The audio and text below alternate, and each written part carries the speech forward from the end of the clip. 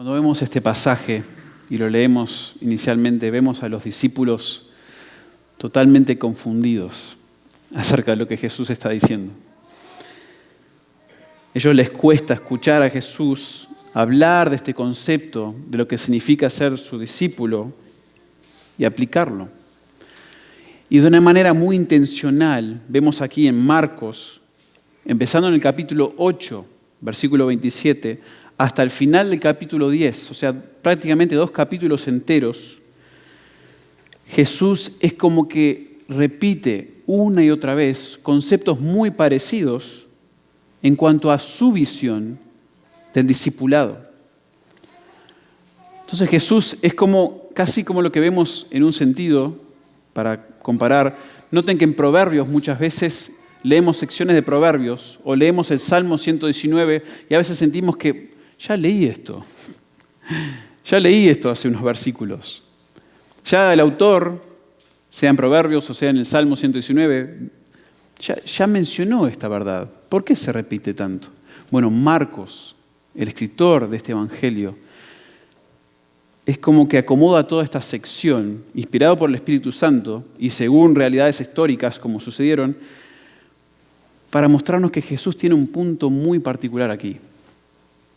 Jesús quiere que sus discípulos entiendan claramente lo que es ser un verdadero discípulo. Y junto con ese deseo de parte del Señor Jesús, también nos muestra una y otra vez, porque se nos repite otro elemento, es que los discípulos una y otra vez no lo entienden. No lo entienden. Marcos es particular en esto.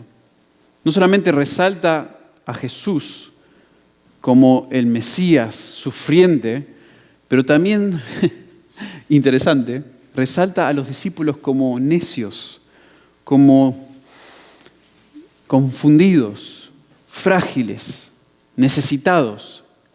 Y noten lo interesante que es esto, porque aquel quien está dando la información a Marcos es Pedro.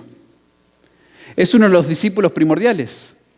Entonces Pedro le está diciendo a Marcos, inspirado por el Espíritu Santo, escribe esto y revela lo tonto que éramos, lo necio que éramos frente a Jesús. Y vemos este contraste entre lo que Jesús le está enseñando y la reacción o la falta de entendimiento de los discípulos. Vemos cómo choca esto y cómo no concuerda la visión de los discípulos con la visión de Jesús. Y hermanos, esto claramente es una realidad para todos nosotros. Nosotros, para aquellos que son hijos de Dios aquí, como los discípulos de Jesús, como Pedro, como Juan, como Jacobo, seguimos nosotros luchando en aplicar, en asimilar la visión de Cristo para el discipulado de nuestras vidas. Porque choca con lo que nuestra idea es de ser mayor entre los discípulos, ¿sí?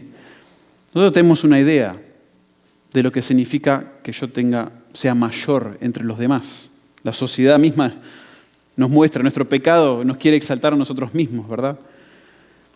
Si yo estoy consiguiendo prestigio en un lugar, bueno, es que la gente me está respetando a mí, me está dando lugar a mí, me está ofreciendo oportunidades a mí. Pero esto no es la visión que Jesús tiene para un discípulo de Él. La verdad que no. Nuestra carne lucha y seguirá luchando contra los elementos esenciales del discipulado porque va en contra, hermanos, de nuestra naturaleza tan egocéntrica. Pero ¿saben qué? Y yo quiero ayudarles a ver esto hoy, hermanos, esta mañana. Ustedes seguramente escuchan verdades semana tras semana, día tras día quizás, si escuchan sermones online, escuchan todas estas verdades y piensan, esto es muy, muy duro. Todo el tiempo yo tengo que estar humillándome, tengo que estar buscando lo que Dios quiere, dándome cuenta que no soy lo suficiente, que desobedezco aquí. Y ¿por qué tantas cosas? ¿Por qué tan rígido Dios? Sintiendo que va en contra de lo que yo quiero. ¿Y saben qué, hermanos? El llamado de Jesús al discipulado, por más duro que parezca, es en realidad lo que trae más satisfacción. Es lo que trae más gozo en sus vidas.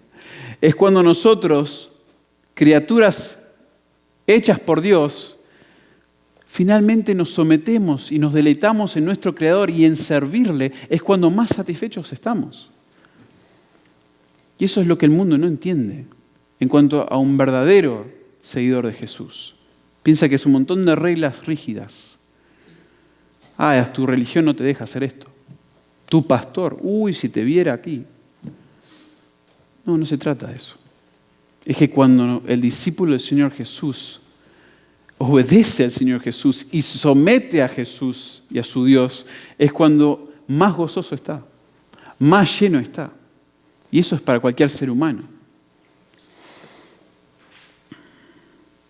Un autor dijo: el discipulado es un proceso de reorientación y de abandono de los valores de la sociedad humana que se basan en el yo, a favor de una economía divina en la que muchos primeros serán últimos y los últimos primeros. O sea, el discipulado, hermanos, es entender, es lograr finalmente asimilar. En Argentina decimos que finalmente te caiga la ficha, que entiendas, que tengas el chip, por medio de la ayuda de la palabra y el Espíritu, de que en tu vida no se trata de ti. No es el yo, no es lo que tú quieres, lo que a ti te hace feliz. Haz eso. No te va a hacer feliz. Es contrario. Necesitamos reorientar nuestro corazón, nuestra mente, y eso es lo que es el discipulado, para empezar a enfocarnos en Cristo y en los demás. Porque los últimos, los que servimos a todos los demás, los que ponemos a todos los demás antes que nosotros mismos, esos serán primeros en el reino de Dios. Bueno, antes de entrar ahora al texto mismo, déjenme darles un poco de contexto de lo que está pasando alrededor de este pasaje. El Evangelio de Marcos tiene el propósito de ayudar a nosotros, a los lectores, a entender primordialmente dos cosas. Uno, el escritor de Marcos, de todo este Evangelio, quiere que entendamos quién es Jesús. En los primeros 8 capítulos es como que responde eso Marcos, una y otra vez. ¿Quién es este Jesús? Y luego nos explica qué implica realmente ser un discípulo de Jesús. ¿De qué se trata? Esas son las dos cosas primordiales. Un comentarista dijo: Marcos ha estructurado su evangelio para que una vez que se responda la pregunta de quién, o sea, quién es Jesús, Jesús pueda revelarnos cuál es su misión. Y ese es el contenido del resto del Evangelio. Noten que en Marcos 8, justo unos versículos antes de donde estamos nosotros, ahí en el 9, Marcos 8, versículo 29, encontramos esa gran confesión de Pedro. ¿Recuerdan cuando Jesús, y esto es increíble porque Marcos, los primeros 8 capítulos, es una y otra vez, ¿quién es este Jesús? ¿Quién es este Jesús? Y se está revelando. Y finalmente Jesús, con sus discípulos, dice, ¿quiénes dicen los demás? ¿Quiénes dicen las audiencias, las multitudes, que soy yo? ¿Quién soy yo, según otros? Bueno, los discípulos dan varias respuestas. Y finalmente, Jesús le pregunta a ellos. Noten cómo dice allí. Entonces Él les dijo, ¿y vosotros, versículo 29, quién decís que soy? Y respondiendo Pedro le dijo, tú eres el Cristo, tú eres el Mesías. Pero Él les mandó que no dijesen esto de Él a ninguno. Entonces Jesús ahí es como que finalmente, frente a los discípulos, ellos declaran, ellos dicen, entendemos Jesús. En un sentido entienden, porque vamos a ver que les cuesta entender los demás. Pero tú eres el Cristo, tú eres el Mesías. Y de allí es como que Marcos nos revela cuál es la misión de Jesús. Ahora entendemos quién es, Es el Hijo de Dios. Es el Rey prometido. Es la persona más esperada de toda la historia. Y esto es lo que vino a hacer. Y 3 veces, en Marcos capítulo 8, 9 y 10, 3 veces se nos repite la misión. Y la esencia de las declaraciones de Jesús acerca de su misión es que el Hijo del Hombre debe sufrir, ser rechazado y al tercer día resucitar. Bueno, eso suena muy conocido, ¿verdad? Eso es la esencia del Evangelio. El Hijo del Hombre debe sufrir, ser rechazado y al tercer día resucitar. Y eso nos lleva, hermanos, a meternos a toda una sección de Marcos 8:27 hasta el final del 10:52, estos 2 capítulos que muchos escritores llaman la sección del camino, porque Jesús está en camino a Jerusalén. Es como que estuvo, sí, en Galilea y ahora está en camino a Jerusalén a que cumpla con esta misión, a que Él sufra, sea rechazado, muera y resucite. Y es como que estás caminando con sus discípulos. Y van avanzando y avanzando y hablando y avanzando y hablando. Pero esta sección también es conocida por ser la sección sobre el discipulado. El discipulado. La sección sobre lo que significa ser un seguidor de Jesús. Y es interesante, ¿no? Porque están caminando juntos, Jesús quizás al frente, ellos caminando junto a Él o detrás de Él, siguiéndole, y mientras tanto le está explicando lo que significa realmente seguirle. Y aquí vamos a ver que Jesús explica en qué consiste el verdadero discipulado. Y es como una enseñanza de parte de Jesús, que vemos que no es solamente que Jesús se sienta o se para en un púlpito, como estoy haciendo yo aquí esta mañana, y les enseña, bueno, el discipulado es esto y esto y esto. No, es como que a nosotros se nos enseña lo que es el discipulado, y a ellos también, mediante las preguntas y las dudas y las negaciones. Es como una interacción entre Jesús y los discípulos.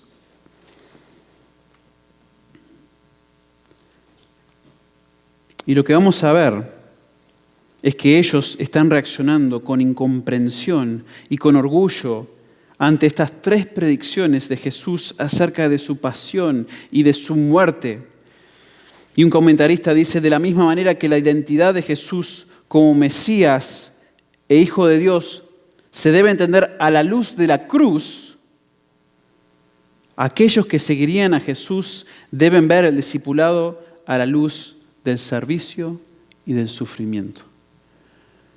O sea, Jesús le va a decir, entre todo lo que vamos a ver en este pasaje, ¿tú quieres ser mi discípulo? Implica algo muy distinto a lo que tú piensas que eres. Implica que me veas a mí y lo que yo voy a hacer hasta el punto de la cruz y que tú reflejes eso en tu vida, en tu servicio, en lo que estás dispuesto a hacer por mí y por los demás, en reflejo a tu sumisión, a tu amor por mí y por Dios. Marcos quiere aclarar lo que significa ser un verdadero discípulo, hermanos. Nuevamente, un verdadero seguidor de Jesús. Y en el camino a Jerusalén, entonces, a medida que va caminando Jesús junto a sus discípulos, va a redefinir radicalmente su papel como Mesías, porque ellos tenían otra idea de lo que iba a ser el Mesías, y por implicación el papel de los seguidores de Jesús. Entonces, hermanos, en estos 7, 8 versículos, Jesús nos expone nuevamente a su visión del discipulado. Nos identifica quiénes son verdaderos discípulos de Jesús a la luz de quién es Él, y este debe ser nuestra visión y nuestra meta en el discipulado. Hermanos, quiero desarrollar este pasaje en 4 puntos, ¿sí? Quiero darles aquí como una guía. Escuchen estos 4 puntos que vamos a estar desarrollando para más o menos tener concepto de qué es lo que le está enseñando Jesús acerca del discipulado. Y van a ver, hermanos, que estos puntos son muy prácticos. La manera que se ha elaborado aquí estos puntos en el texto es para que nosotros veamos y digamos, wow, eso es increíblemente práctico, pero es muy desafiante. Este pasaje es muy desafiante. Va a chocar con todo lo que tienes adentro de tu ser, tu egoísmo. Como decimos en Argentina y en Uruguay, te va a cachetear un rato. Vamos a salir acá todos un poco machucados. Y lo necesitamos. Dios no quiere humillar, hermanos, mediante este pasaje. Es parte de la intención del texto mismo que nosotros nos sintamos débiles y frágiles como seguidores de Jesús. Entonces veamos primeramente, ¿sí? Vamos al texto. En el versículo 30 vemos este principio. Un discípulo no busca el protagonismo, sino que es feliz con pasar desapercibido. Qué punto más raro, ¿verdad? Un verdadero discípulo de Jesús, no busca el protagonismo, sino que es feliz con pasar desapercibido.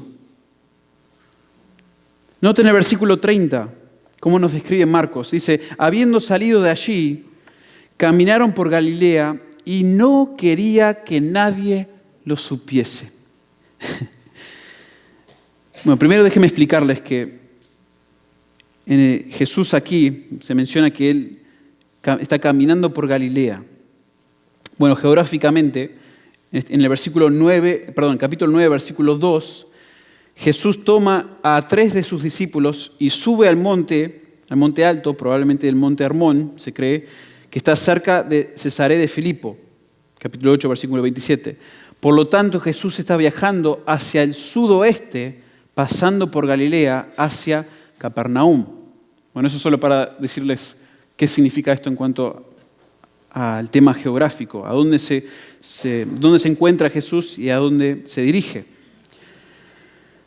Pero lo que sorprende este pasaje, y sorprende en Marcos una y otra vez, es el concepto que los escritores, los expertos de Marcos mencionan como el secreto mesiánico. El secreto mesiánico. ¿A qué se refieren con eso? Noten que Jesús vino a la tierra para ser el Mesías, ¿sí? Para ser el Salvador de aquellos que se habían perdido, para rescatar a su pueblo. Pero una y otra vez, Jesús dice, no digan nada, no digan lo que vieron. No mencionen lo que acaban de confesar, no se lo digan a nadie. Algo que se llama el secreto mesiánico. Y encontramos que más que en cualquier otro evangelio, más que en Mateo, más que en Lucas, más que en Juan, Jesús ordena a los espíritus, a las personas, que no digan nada acerca de su identidad hasta su muerte y su resurrección. Y esto es muy raro.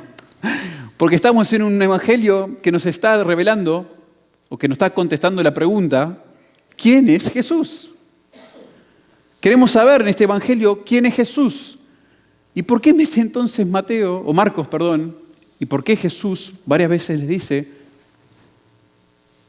cerrados los labios, sin palabras, no digan nada?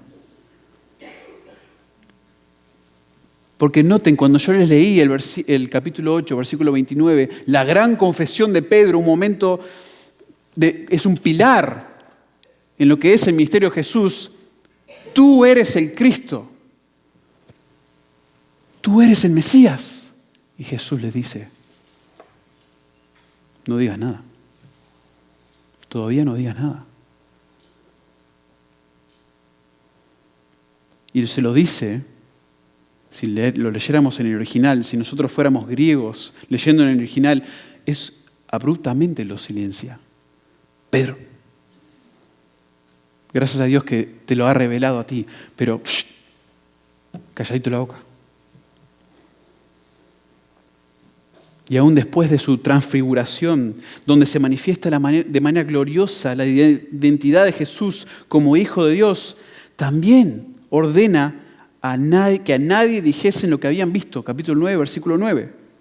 Y ahora, una vez más, en el 9:30, Jesús quiere mantenerse lejos de las ciudades y multitudes porque quiere mantener un bajo perfil. ¿Por qué? ¿Por qué será que Jesús demanda silencio en cuanto a su identidad? ¿Por qué este secreto mesiánico en el Evangelio de Marcos? Bueno, la respuesta es esta. Porque para Jesús no era importante que fuese reconocido entre las masas como un gran maestro, un buen maestro, un profeta, un hombre de milagros. Su propósito no era ser reconocido e influenciar la mayor cantidad de personas con sus buenas obras. ¿Por qué no? ¿Por qué no querrá Jesús ser conocido de esa manera? Hermanos, porque Jesús y la identidad de Jesús como Mesías no puede ser entendida sin la cruz. Jesús no quiere que lo conozcan como un buen maestro, como un hombre de milagros, como aquel que hace cosas extraordinarias. Jesús quería que esperaran y que la gente lo viera en la cruz, muriendo, cumpliendo con ese propósito, y ahí que entendieran bien lo que significó su vida, su muerte. Y ahí recién les sigan como verdaderos discípulos. Jesús quería que las personas entiendan que Él era el Hijo de Dios, el Cristo, pero sobre todo el Hijo de Dios sufriente. Ese es otro énfasis en Marcos. En Marcos, Jesús es el Mesías sufriente. Es como que apunta a Isaías bastante en sus conceptos, diciéndonos, fue un hombre increíble, de milagros, ¿sí? Pero tuvo que venir a sufrir. Y como ellos no estaban preparados, o sea, las multitudes no estaban preparadas para recibir a tal Mesías, Él se retiraba sutilmente de las multitudes para evitar que fuese visto e identificado equivocadamente. Así no me pueden conocer.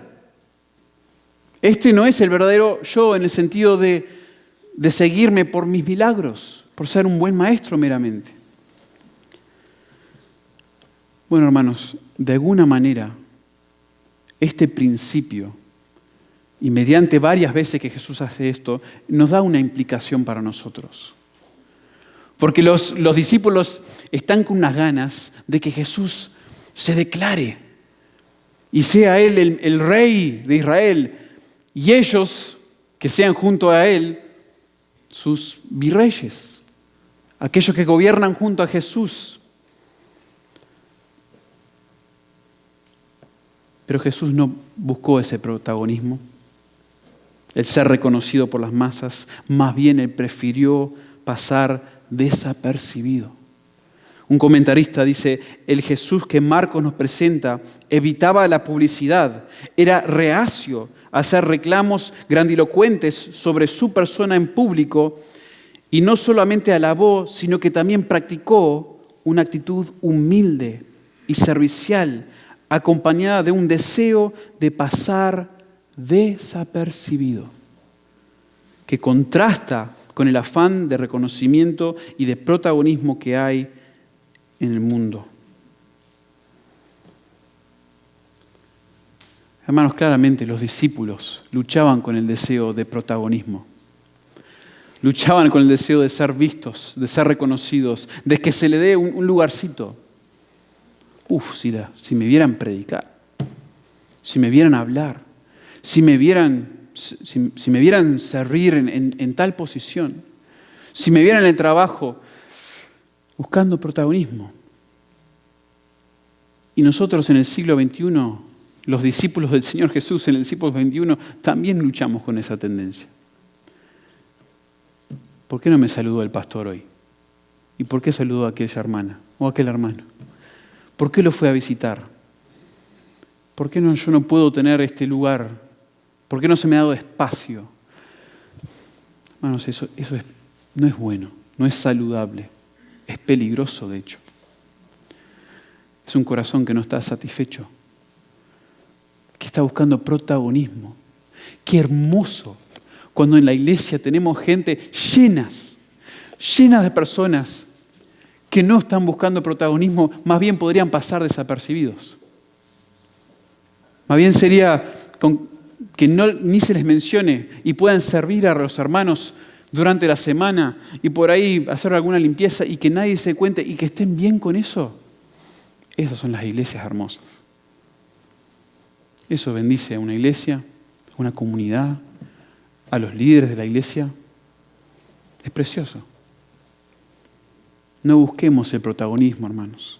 Más bien seamos felices con pasar desapercibidos. Ese es el primer punto, el primer principio que podríamos ver en este pasaje. Y eso nos lleva ahora al versículo 31, donde vemos un segundo principio. Y el segundo principio es este, que un discípulo de Jesús no modela su vida según el estándar del mundo, sino el estándar del Cristo sufriente. Un discípulo de Jesús no modela su vida según el estándar del mundo, sino el estándar del Cristo sufriente. Noten el versículo 31, porque enseñaba a sus discípulos y les decía: el Hijo de Hombre será entregado en manos de hombres y le matarán, pero después de muerto resucitará al tercer día. Como les mencioné en la introducción, Jesús 3 veces en estos 2 capítulos predice su muerte, predice su sufrimiento, predice también su resurrección. Este es el segundo de los 3. Primero en el capítulo 8, versículo 31, y luego el tercero es en el 10, 33, 74. Y esas 2 predicciones son bastante más detalladas que la que encontramos aquí. Y lo que impacta de esta declaración, en este contexto, es que este no era el Mesías que los discípulos estaban esperando. Lo que Jesús está mencionando aquí, de que Él moriría, o sea, sufriría, moriría, resucitaría, no va con lo que ellos entendían del Antiguo Testamento. Desde su perspectiva, este sería el gran heredero de David, un rey conquistador que impondría su dominio, liberaría a su pueblo de los reinos malvados y exaltaría a sus seguidores. Ellos estaban esperando y querían ese Mesías. Ellos querían popularidad, triunfo. Hoy se describe, según lo que varios teólogos han escrito, hay dentro de nuestros corazones un deseo por el triunfalismo.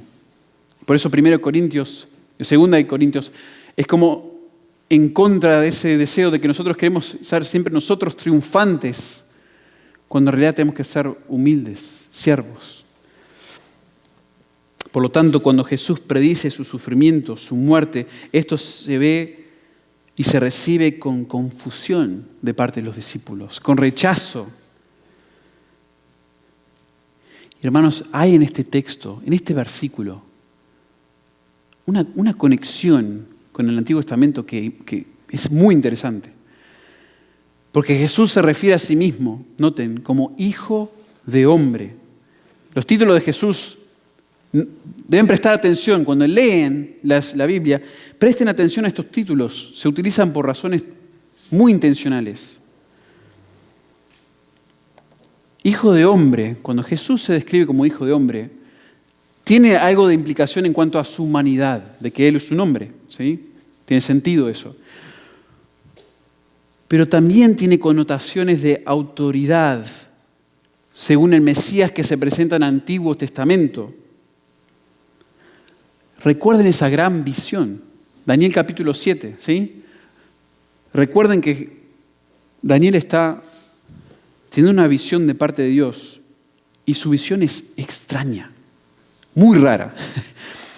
Daniel ve bestias, empieza a ver bestias feroces, aniquiladoras, que surgen y una bestia es peor que la otra y ve como una consume a la otra y es como una visión espantosa, sangrienta, horrible y preocupante para Daniel. Porque Dios le está revelando que cada rey va a ser peor que el anterior. ¿Piensas que Nabucodonosor fue malo? Espera al próximo. ¿Piensas que ese es horrendo? Espera al próximo. Y es para el corazón de Daniel y para el pueblo es preocupante. Y en Daniel es increíble cómo se revela esto. Es como de repente, después de ver todo eso, la escena cambia en la visión de Daniel. Y ya no son estas bestias feroces, sino que es como una calma. Y aparece el anciano de días. Aparece Dios, todopoderoso, sentado sobre su trono. Y el anciano de días controla todo. Aún a esas bestias feroces, los reyes, peores reyes del mundo, de la historia. Y el anciano de días está sentado en su trono y llega desde el cielo se le acerca a uno como el Hijo del Hombre, dice. A uno como un hijo de hombre, que de alguna manera está diciendo algo de su humanidad, que parece un hombre, pero es la imagen perfecta de un hombre. Es Adán, en un sentido, pero el postrer Adán. Es la humanidad perfecta, es el hombre que debería haber aparecido, que tenía que aparecer para cumplir con los propósitos de Dios. Adán falló en su responsabilidad, en su mandato, pero viene uno como hijo de hombre quien va a cumplir.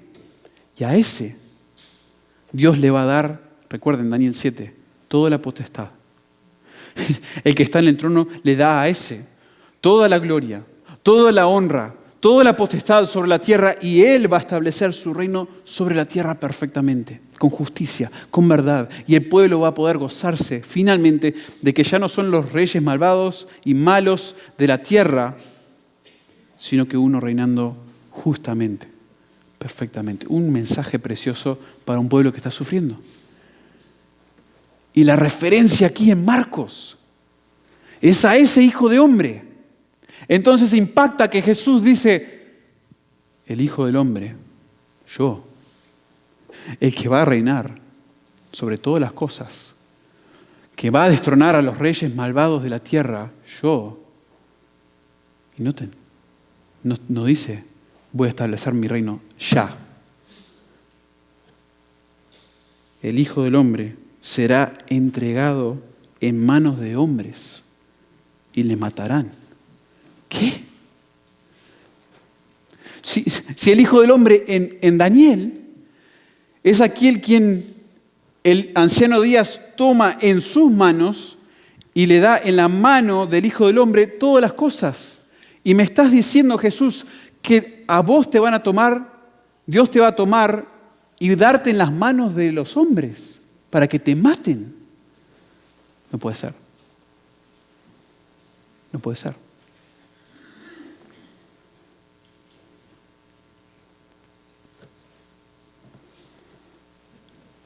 El texto está diciendo que Jesús sería entregado por las manos de Dios a las manos de los hombres para ser crucificado y así cumplir con su plan divino. Vemos esto en Romanos 4:25, donde Jesús fue entregado por nuestras transgresiones. Romanos 8:32, el que no escatimó ni a su propio Hijo, sino que lo entregó por todos nosotros, como no nos dará también con Él todas las cosas. Y con todo esto, con esta visión distinta, rara de Jesús, de sí mismo como Mesías, prediciendo su muerte, su resurrección, Marcos nos está presentando el modelo de la vida de un discípulo de Jesús. Un seguidor de Cristo no seguirá el patrón del triunfalismo y la prosperidad que la sociedad promovía y deseaba, sino el patrón de este Cristo sufriente. Imagínense. Hermanos, por favor, por un momento, piensen en la realidad de lo que nos enseña el Evangelio. Tenemos una capacidad inmensa para diluir el Evangelio de un día para otro. Somos tremendos. Le damos tanta importancia a otras cosas en nuestra vida, a todas las responsabilidades que tenemos que hacer, todas las cosas, los quehaceres, los niños, el dinero, esto y otro, que nos olvidamos de un día para otro. Por eso necesitamos la iglesia. Necesitamos la palabra, necesitamos la iglesia, necesitamos meditar juntos, necesitamos exhortarnos mutuamente, porque nuestro corazón es tremendo. Pero piensen, la segunda persona de la Trinidad, Dios, el Hijo, quien ha existido eternamente, por toda la eternidad, junto al Padre, el compañero eterno del Padre, donde el amor ha sido perfecto desde la eternidad. Él se despoja a sí mismo. Él toma la forma de un hombre, toma la forma de siervo, se humilla. ¿Para qué? Para que nosotros podamos tener salvación en Él. Él es el patrón, no del triunfalismo, no de la prosperidad, sino Él es el Cristo sufriente, quien sería entregado para ser matado y cumplir el plan de otro. Él tiene toda la potestad de mantenerse junto al Padre por la eternidad, de no dejar en un sentido su posición. Él es Dios. Pero Él se despoja a sí mismo y toma la forma de un siervo y después sufre como siervo para glorificar a Dios, sí, pero también para bendecirnos a nosotros. Él no nos necesitaba, no es que estaba solo, era el compañero eterno del Padre, perfecta unidad. No podemos ni entender el gozo de esa unión eterna.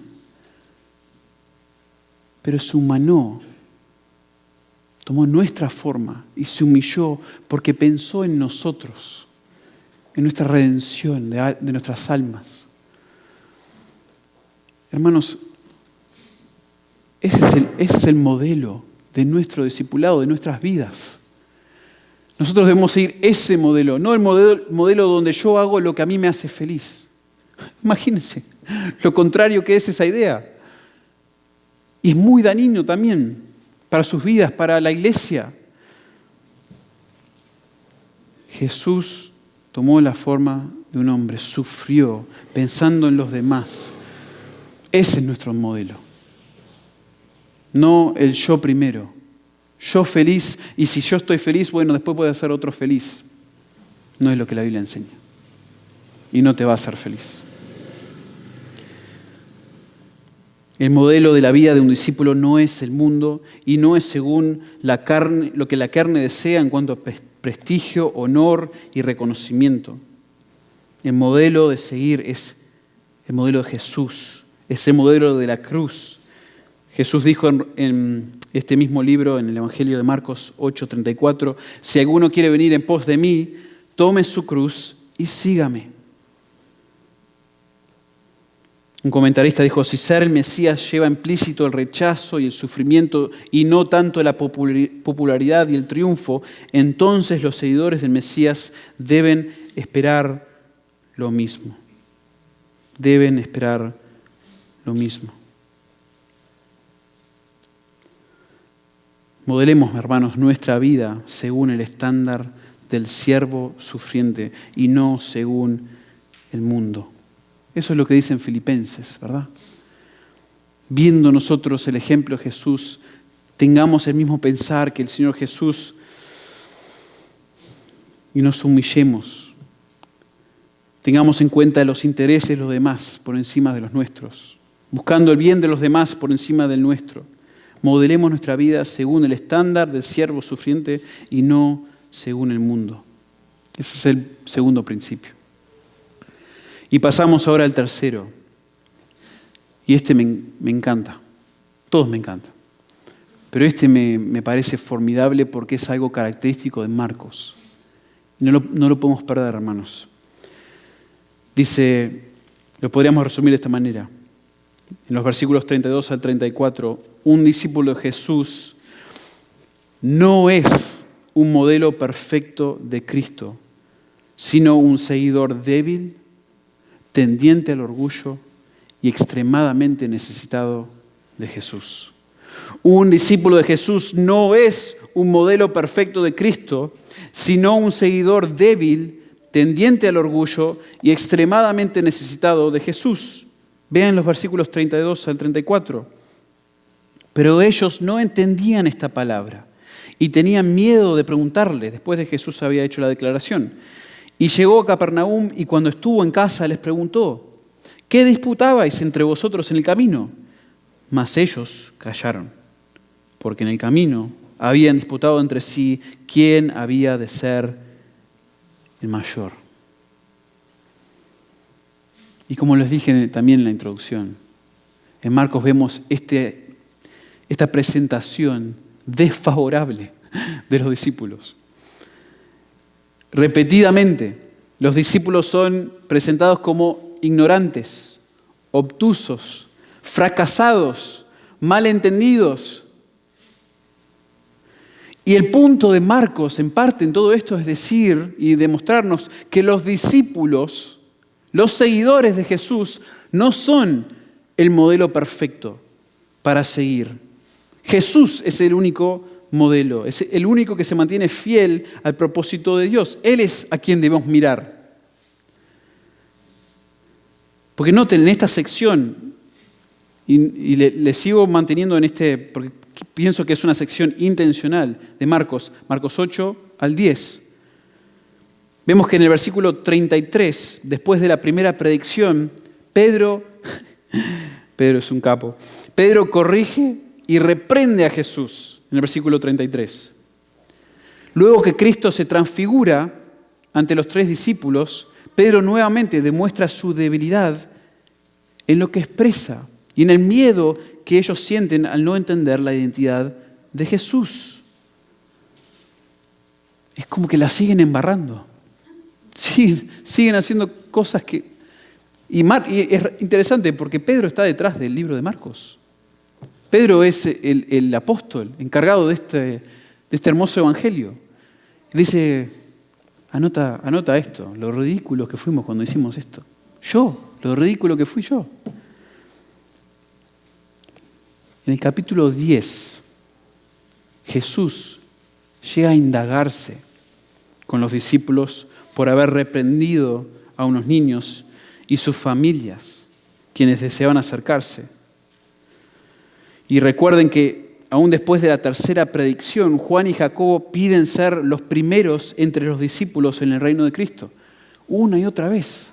Ellos quieren posición. Ellos quieren prestigio, protagonismo, que se les reconozca. Y hermanos, espero que ustedes o que nosotros no leamos esto y digamos, qué necios que son. ¿Cómo van a hacer eso si estaba Jesús ahí? Así somos nosotros. Así somos nosotros.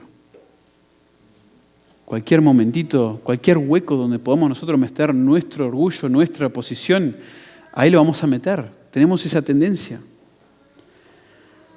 Les quiero resaltar aquí en un paréntesis una breve sección que llega antes del capítulo 8, versículo 27, pero en el capítulo 8, versículo 14, hay un momento de inflexión donde Jesús responde fuertemente al estado espiritual de los discípulos. Es realmente impactante cómo Jesús le habla a los discípulos aquí. Y Él llega a preguntarles a ellos, ¿están vuestros corazones endurecidos? Está hablando con los discípulos. ¿Tenéis ojos pero no veis? ¿Y oídos pero no oís? ¿Y no recordáis? Y si observamos en Marcos, Vemos que en el capítulo 4 Jesús usa una frase muy similar con los líderes religiosos, no con los discípulos, con los líderes religiosos, aquellos que realmente están en contra de Jesús, condenados, siendo ellos los pastores que han fallado del pueblo. Deberían haber sido los líderes guiándoles a Dios, pero fracasaron tremendamente, poniendo sobre la ley de Dios cosas que ellos querían imponer para exaltarse a sí mismos. Jesús usa las mismas palabras que usó con los líderes religiosos, con los discípulos en el capítulo 8. Y uno queda ahí, leyendo esa sección, queda con la pregunta, ¿será que los discípulos están en camino a ser como estos líderes religiosos? Tan obtusos, tan frágiles, tan débiles.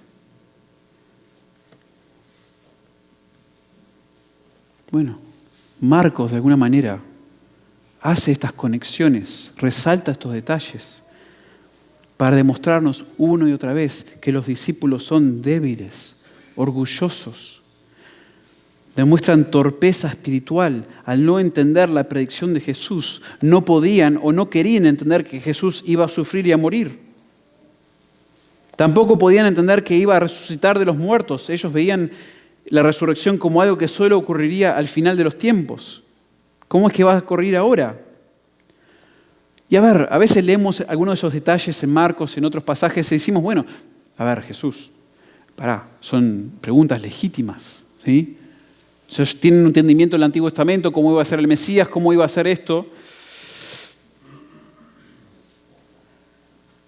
Pero Jesús estaba siendo muy claro con ellos. Aún por medio de las parábolas, Jesús le estaba enseñando a ellos la realidad, la verdad. Y al llegar a Capernaum, posiblemente a la casa de Pedro, creen algunos estudiosos, Jesús pregunta acerca de la disputa que estaban teniendo ellos en el camino. Y ellos callaron porque sentían vergüenza de que su disputa orgullosa era sobre quién era el mayor en el reino de Jesús.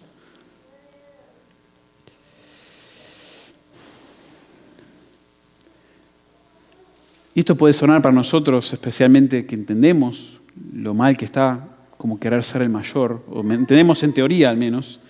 Bueno, dice un comentarista que este debate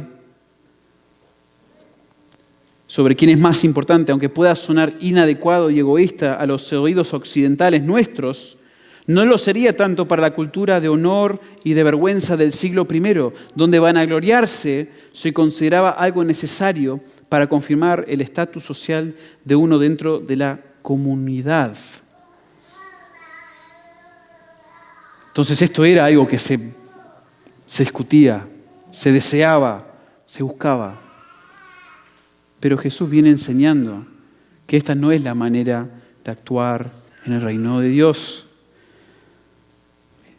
Entonces, por medio de esto, hermanos, Jesús nos está mostrando, Marcos nos está mostrando que los discípulos no son el modelo perfecto de Jesús, sino que son débiles, tendientes al orgullo. Y todo esto, hermanos, espero que lo escuchen, lo lean y se den cuenta que nosotros tenemos las mismas tendencias. No somos mejores que los discípulos.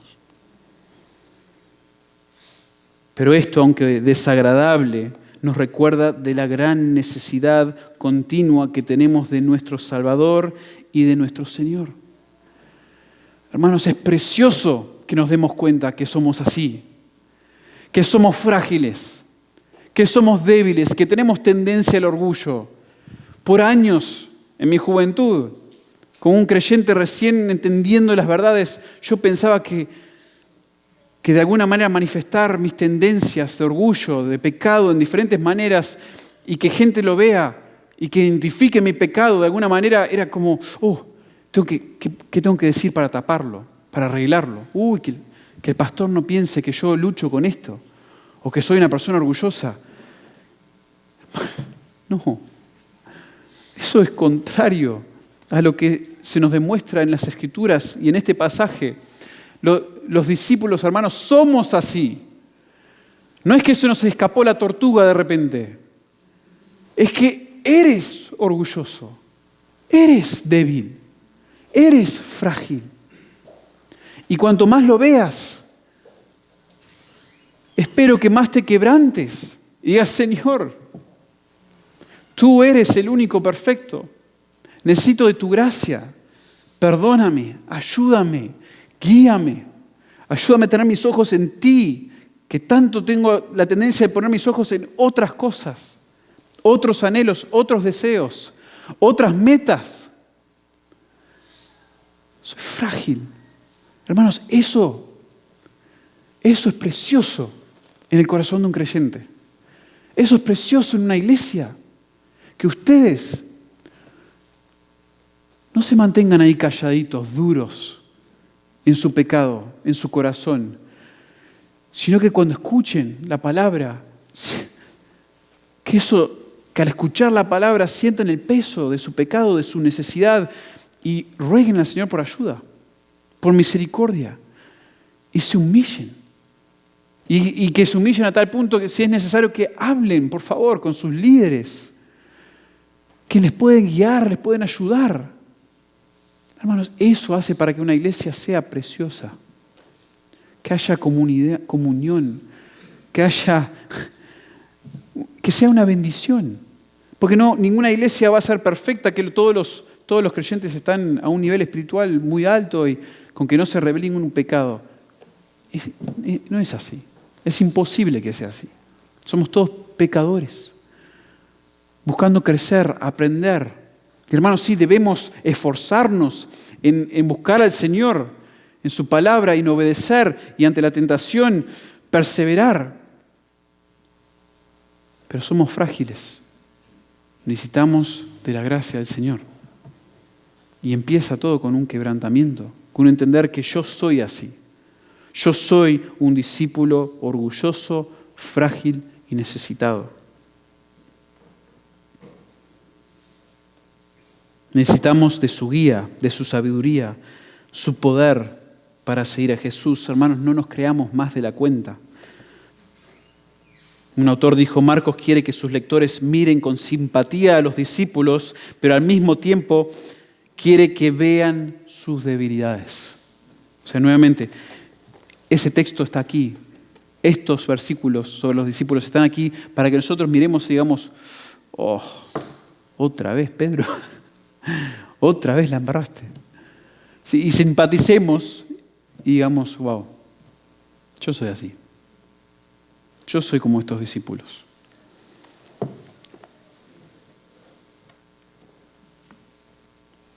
Si realmente eres un discípulo de Jesús, hermanos, no te creas el siguiente John MacArthur, no sé qué te podrías creer estando aquí, pero ni busques serlo. Que también es un hombre frágil y débil y todos somos. Pero no busques que te reconozcan como algo especial, prominente. No. Eres un seguidor débil. Eres un seguidor tendiente al orgullo y eres muy necesitado de Cristo. Lo cual nos lleva a nuestro último punto. Un discípulo de Jesús no se caracteriza por egoísmo, sino por servicio y sacrificio. Un discípulo de Jesús no se caracteriza por egoísmo, sino por servicio y sacrificio. Versículos 35 al 37. Entonces él se sentó y llamó a los 12 y les dijo, si alguno quiere ser el primero, será el postrero de todos y el servidor de todos. Y tomó a un niño y lo puso en medio de ellos y tomándole en sus brazos les dijo, el que reciba en mi nombre a un niño como este me recibe a mí y el que a mí me recibe, no me recibe a mí, sino al que me envió. Esta es la primera vez que en este camino Jesús se sienta. Está en Capernaum. Algunos dicen que es probablemente la casa de Pedro. Y se sienta el Señor Jesús y ahora les enseña, los llama y le empieza a enseñar. Y la esencia de la enseñanza es lo que acabamos de leer. Los que quieren ser primeros deben ser los últimos. algo que totalmente invertía la jerarquía social que destacaba ese tiempo, esa época. En un contexto cultural de distinciones sociales estrictas y de jerarquía, esta declaración tenía que sonar espantosamente contracultural. Jesús le está diciendo, ¿quieres honrar a tu Señor? ¿Quieres ser el primero en su reino? Debes voluntariamente colocarte por debajo de los demás y a la disposición de los otros.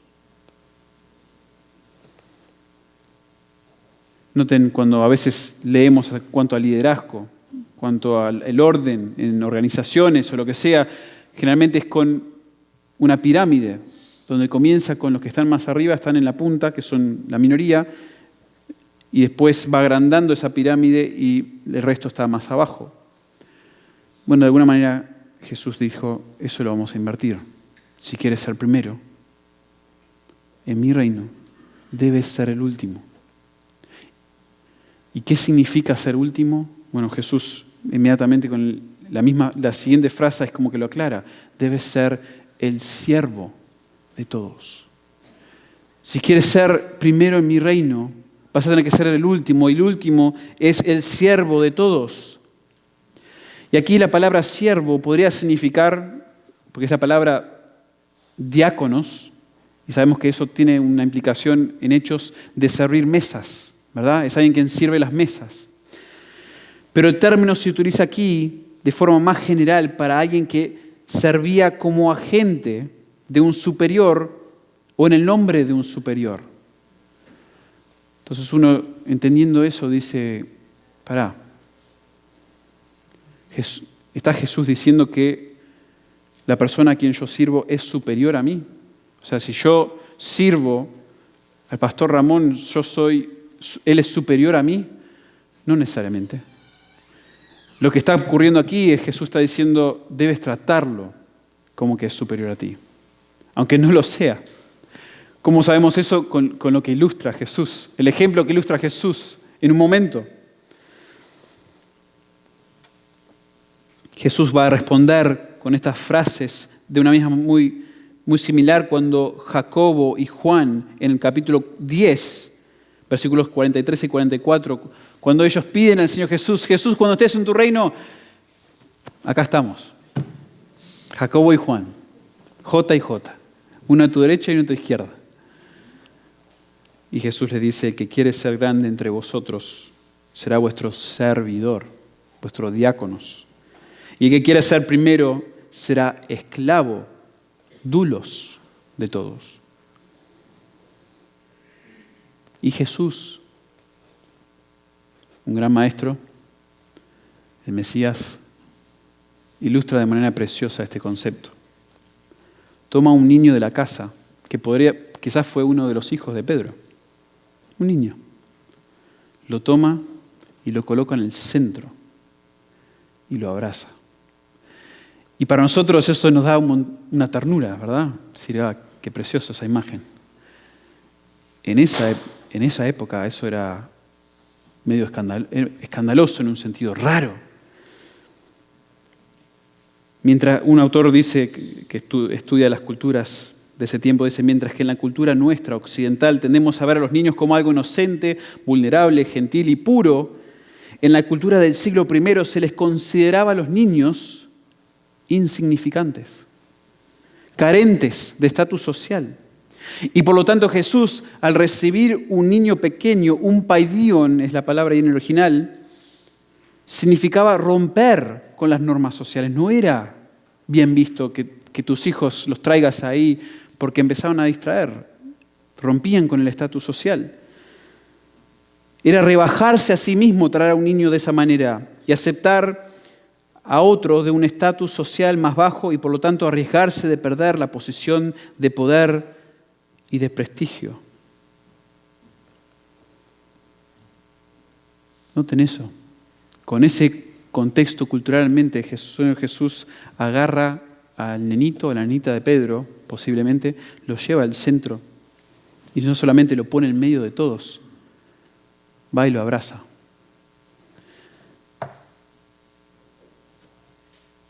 Wow.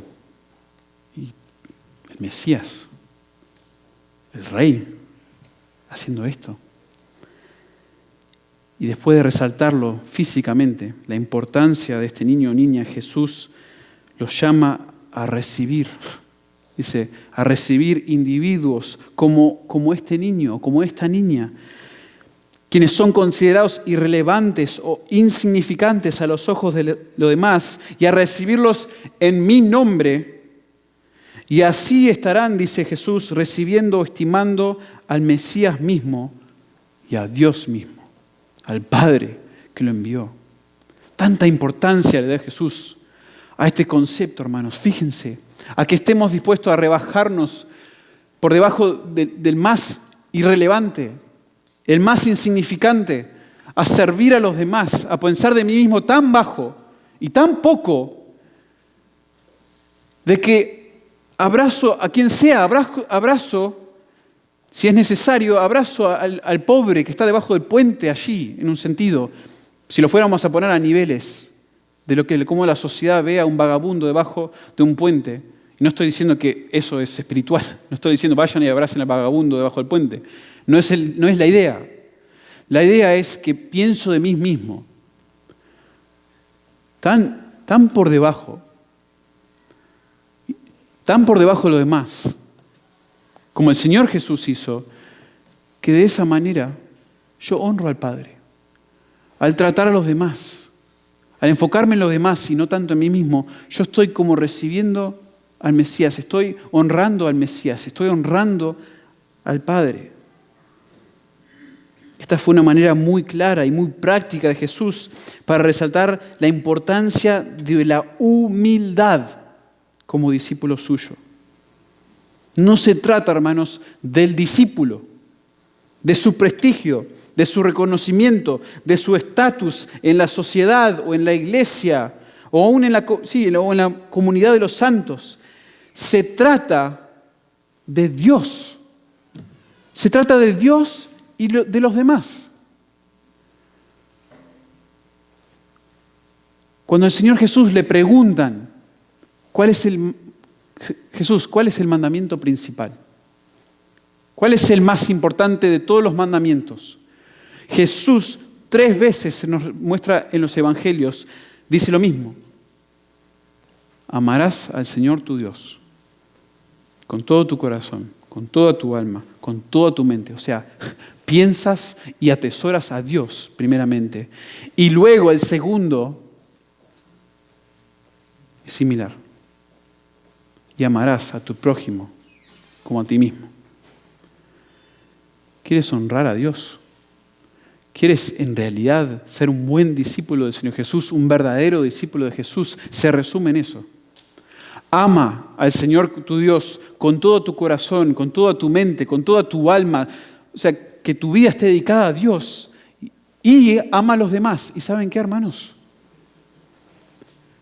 Hay estudios hechos que hasta problemas supuestamente psicológicos, de ansiedad, de ataques de pánico, de cosas así, tiene mucho que ver con cuánto la persona piensa en sí mismo.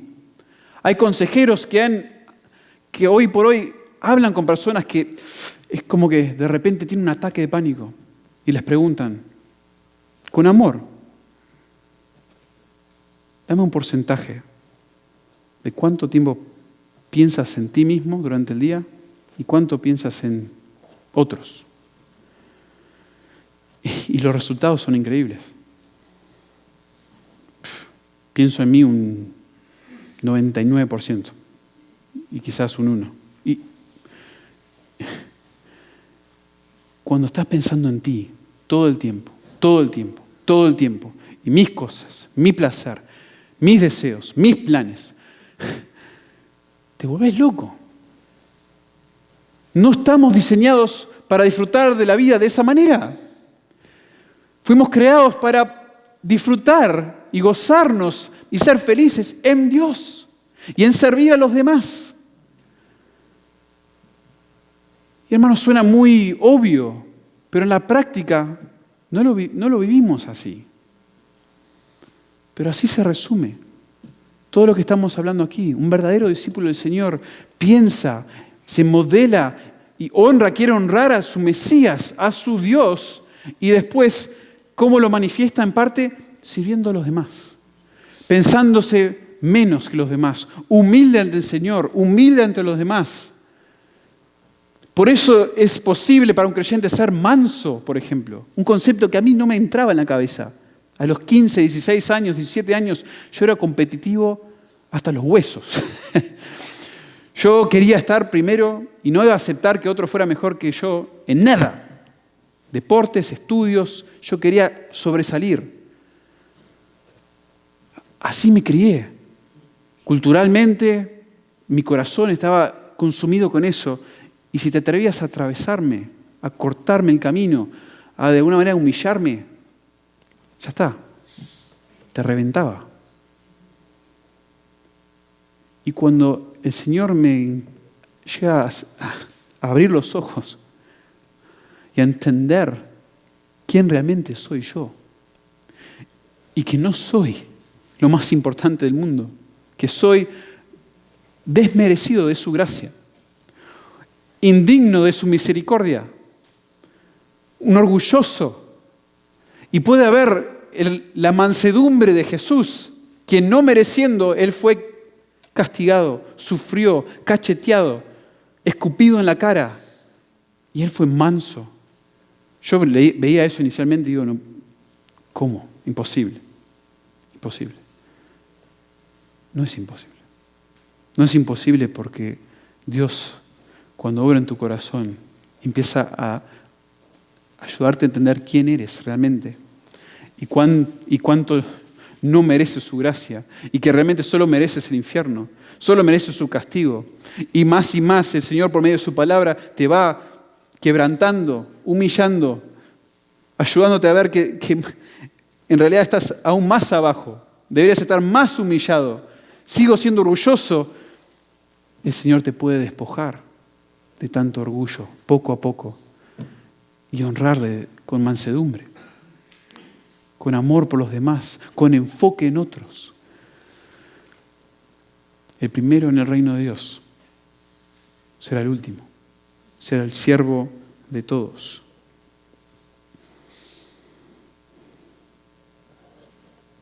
Y hermanos, solo pequeño paréntesis aquí, lo resumo por el tiempo. Y el servicio, el servir a los demás, a veces nos suena tan chocante, siempre sirviendo. ¿Por qué nadie me sirve a mí? Y a veces yo he escuchado a hermanos madurando, o sea, cristianos maduros decir, parece que yo siempre estoy sirviendo y a mí nadie me sirve.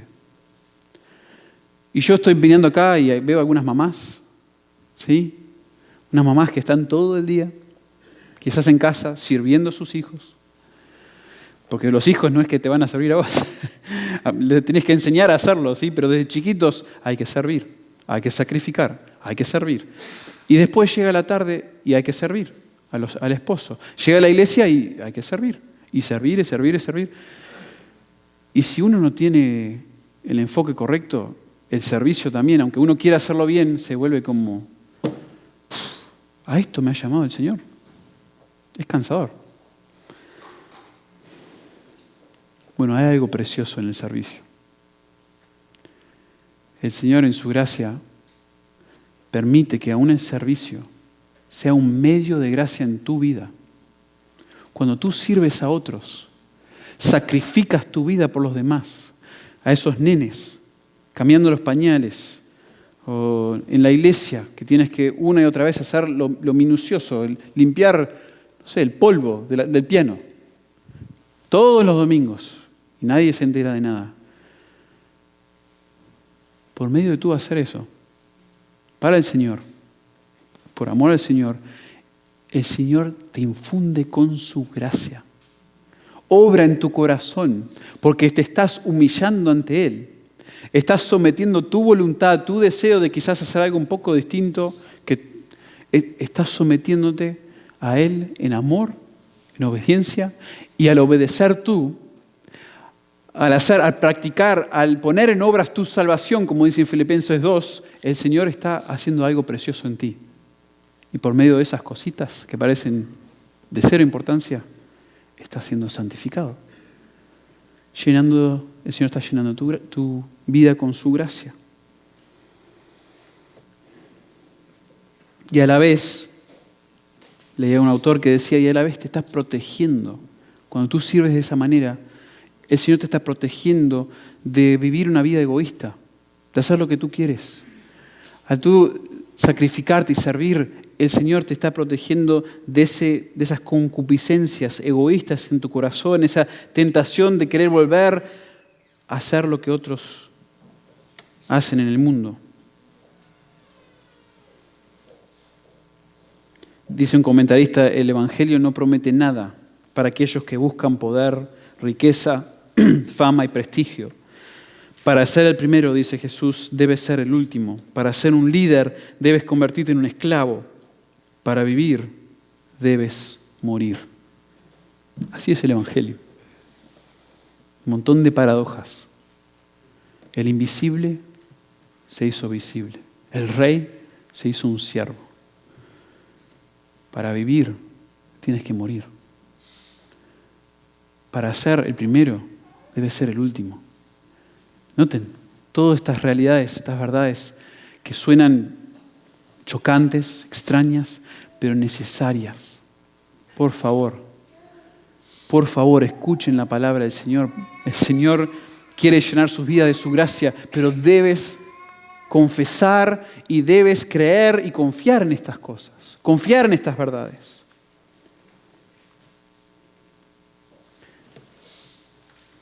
Concluyo yendo al final de esta sección. Les mencioné que la sección del camino es del capítulo 8, versículo 27, hasta el 10, 45.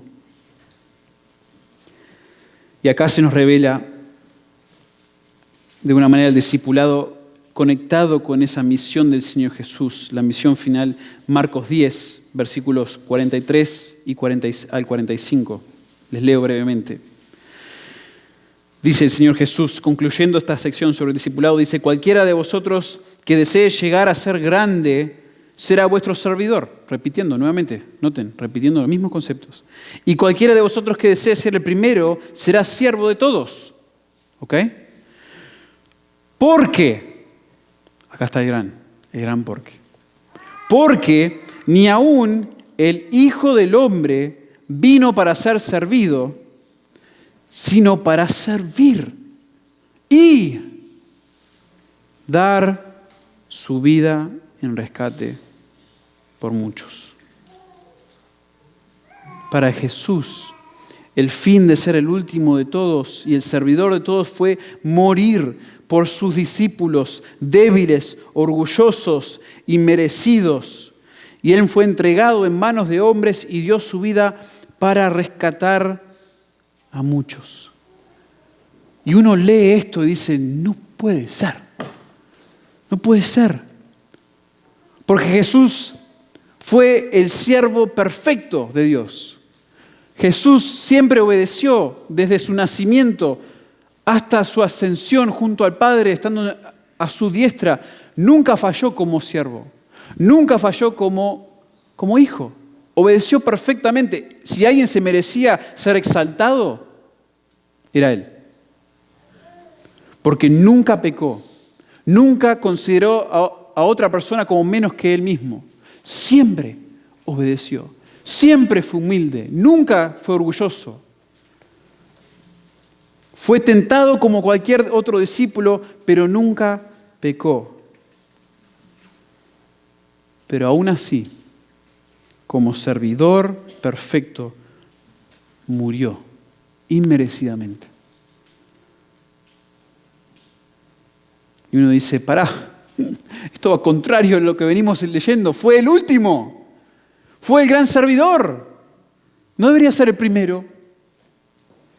No debió ser exaltado por su servicio perfecto en vez de morir en una cruz. Bueno, la Biblia dice que completó su servicio perfecto al morir en la cruz por nosotros, discípulos imperfectos. Y gracias a su muerte y su resurrección, todo aquel que verdaderamente lo sigue, hermanos, tengo la tendencia a decir hermanos, queridos oyentes, porque no todos aquí son hermanos, estoy seguro de eso. Queridos oyentes,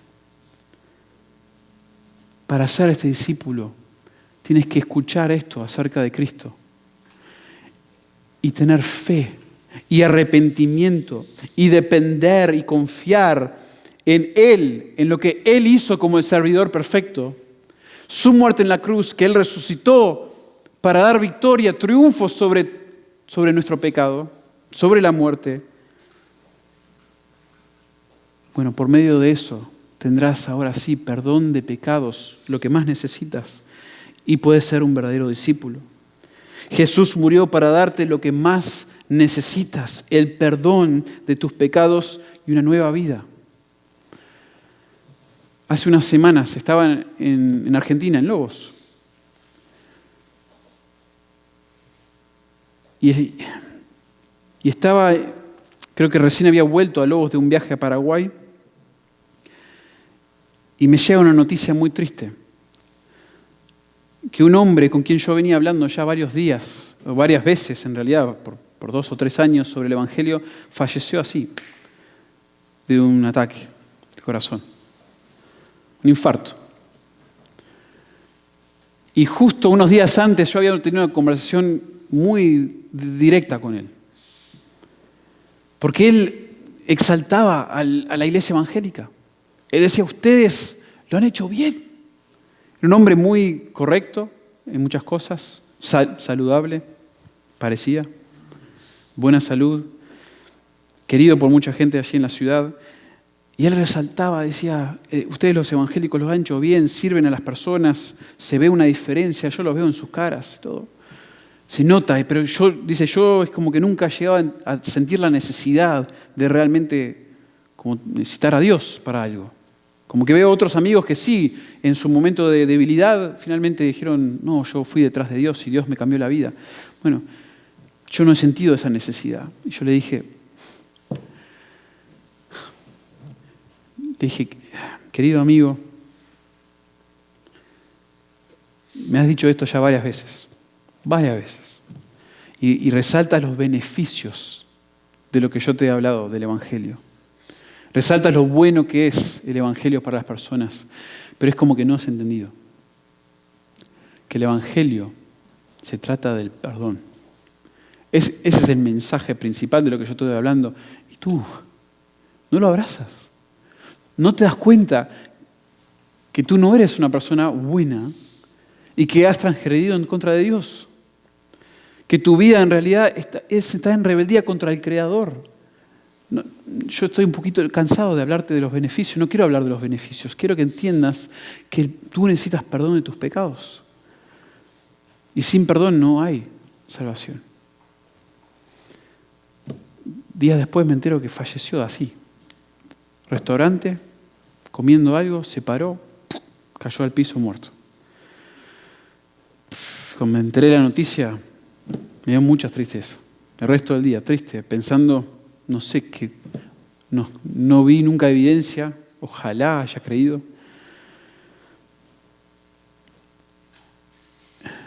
Espero que estando aquí, examines un poco si en toda tu manera de pensar sobre lo que significa ser parte de una iglesia, ser discípulo de Jesús, ser servidor de Jesús, ser realmente su hijo, todo este costo, porque es un costo alto, que lo hayas considerado y hayas evaluado que realmente sí, ves que quieres ese perdón, que necesitas ese perdón, que no eres nada, que sin Dios, sin Cristo, sin este Mesías estás perdido y por lo tanto al atesorar tanto ese perdón, lo que Cristo hizo por ti en la cruz, murió por ti, al atesorarlo, abrazarlo, estás dispuesto a decir, padre o madre, hija o hija, no se comparan a mi Salvador, no se comparan a este tesoro. Y si mis hijos me odian por esto, mis padres o mis amigos, que así sea, porque en comparación con el amor que tengo por este Salvador mío, quien me ha dado el perdón de mis pecados, es como un odio que tengo hacia ellos. En comparación, ¿sí? Porque es tan precioso. Solo así puedes ser salvo. Solo así realmente eres un seguidor de Cristo.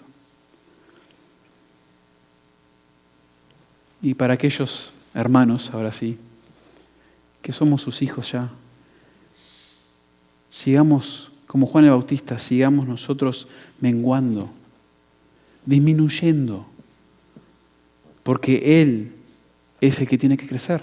Él es el que tiene que ser exaltado. No se trata de nosotros. No somos los protagonistas de la historia, de la iglesia, de nada. No lo busques. Y a la vez que estoy diciendo esto, quiero decirles, lo vas a buscar. No lo busques, pero tu corazón es débil. Lo vas a buscar.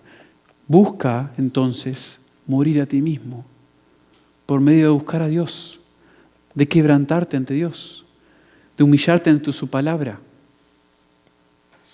Porque tú eres débil y necesitas de aquel quien es fuerte.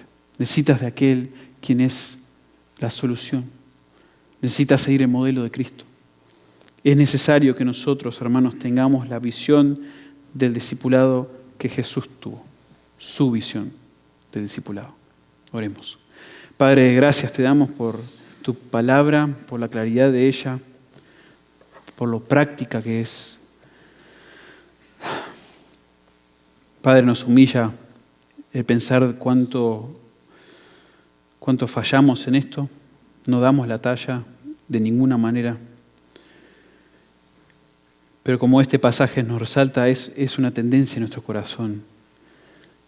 Pero ayúdanos, Señor, a ver la tendencia, no solamente decir, bueno, así soy yo, así voy a ser para siempre, no. Ayúdanos a quebrantarnos por nuestra debilidad, por nuestro pecado. Ayúdanos a ser cada vez más sensibles a este orgullo, a este deseo por prominencia que plaga nuestro corazón. Ayúdanos, Señor, a poner a muerte esos deseos al buscarte a ti, al depender de ti, al amarte más a ti y a los demás. Ayúdanos, Señor, a que realmente entendamos y tengamos convicción por ponerte a ti y a otros antes que a nosotros mismos. A ser los últimos, no los primeros. A ser siervos de todos. Y así, Señor, reflejar el hermoso modelo de nuestro querido Señor y Salvador Jesucristo. Y es en su nombre que oramos. Amén.